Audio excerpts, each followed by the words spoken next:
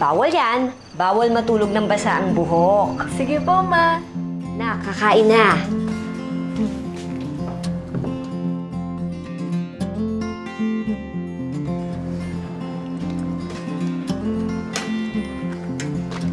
Hoy, bawal yan. Sorry po. Oh, bawal yan. Kakakain mo lang. Okay po, Ma.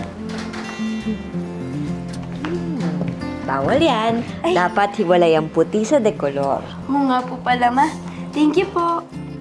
Favorite ko talaga yung love story nila, ano? Okay po talaga sila. Bawal yan, Ma. Bawal ka sa matatamis, diba? Kunti lang naman.